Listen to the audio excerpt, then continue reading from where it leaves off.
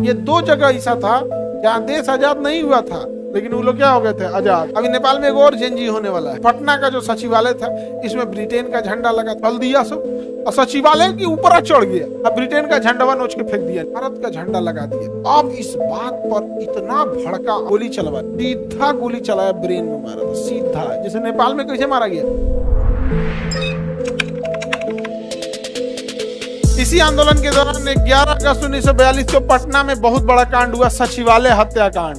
कितने तारीख को हुआ? सचिवालय हत्याकांड। क्या हो गया? सचिवालय, पटना का जो सचिवालय था, इसमें ब्रिटेन का झंडा लगा था। किसका झंडा था? ब्रिटेन का झंडा लगा था। तो पटना में यंग बच्चे थे और आंदोलन में हम बिहार वालों से तो पूछना ही नहीं। राजेंद्र प्रसाद बांकीपुर जेल में थे, तो उससे हमको क्या मतलब है? विद्यार्थी का हमको कौन सी मतलब, हम सुनता हूँ क्योंकि हो तो आंदोलन तो चल दिया सब और सचिवालय के ऊपर चढ़ गया। अब ब्रिटेन का झंडा नोच के फेंक दिया नीचे। चल एगो रख लेते क्या भाई, हम लगेले बनिए, भारत का झंडा लगाओ, तो भारत का झंडा लगा दिया। अब इस बात पर इतना भड़का अंग्रेज, इतना भड़का, उसका नाम था आर्चर। क्या नाम था? आर्चर।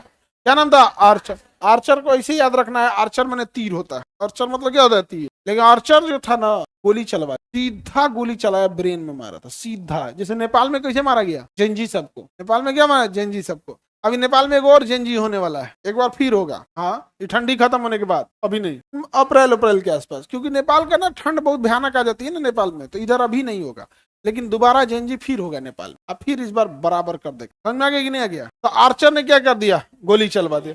और कितने विद्यार्थी शहीद हो गए। इसी घटना को क्या कहा जाता है? सचिवालय हत्याकांड। कितने अगस्त को? कहाँ के सचिवालय? पटना सचिव। गोली चलाने का आदेश दिया आर्चर। किसने दिया? आर्चर ने आदेश दिया यहाँ पर। अब गोली चलवा दिया। अब ये घटना और तेजी से फैलने लगी। यही खबर पटना से होते हुए आरा, बक्सर पहुंच गई। अब बक्सर के उस पर जाएंगे तो यूपी का आता है बलिया। यूपी का कौन आता है? बलिया वाले सबसे ज्यादा बागी होते हैं। मंगल पांडे कहाँ के थे? बलिया। और कलकत्ता के बैरकपुर छावनी में पोस्टेड थे। रहने वाले कहाँ के थे? तो बलिया वाले वैसे ही। और जब ये भारत छोड़ो आंदोलन बलिया पहुंचा ना, तो बलिया वाला सब बंदूक उठा लिया, बूढ़ा बच्चा महिला पुरुष सब। 1 घंटा में अंग्रेज साफ। सबसे जल्दी अंग्रेज साफ कहाँ से हुए थे? अच्छा, पता नहीं बलिया वाला क्या किया, तो लाशों नहीं मिला। क्या किया सब, किसी को आजले पता नहीं चला, वो लाशों नहीं मिला। अंग्रेज डर गया, अंग्रेज डर गया, काशी यहाँ नहीं जाना है। 1942 में बलिया आजाद हो गया। भारत आजाद हुआ 1947 में, अब बलिया आजाद हो गया 1942। बलिया को आजाद घोषित कर लिया सब। अब वहां सरकार बना लिया सब, यहाँ हमारी सरकार। और उसी को कहा गया कि समानांतर सरकार। कौन सी सरकार? तो पहला सरकार कहाँ बना था? समानांतर। देश आजाद हुआ कब? 1947। अब बलिया वाला लाश दिया सब, कुछ नहीं दिया सब। यहाँ पे जो मांगने आया वो भी लौट के नहीं गया। जैसे जो इंक्वायरी करने आया वो भी लौट के नहीं गया। तो अंग्रेजों ने सोचा कि भारतीयों को भेजते हैं, ये बताएगा क्या हुआ, तो उन्होंने को निपटा दिया था। कहा अंग्रेजों का चमचाई करने आए हो, हाँ, तुम भी लौट के नहीं जाओगे। तो कोनो जइबे नहीं करे बलिया में। कहा गया, इसीलिए बलिया वालों को बागी बलिया कहा जाता है। क्या कहा जाता है? बागी बलिया। और बात एकदम खबर तेजी से फैल गई कि बलिया वाला आजाद हो गया, बलिया वाला आजाद हो गया। तो महाराष्ट्र में एक जगह है सातारा।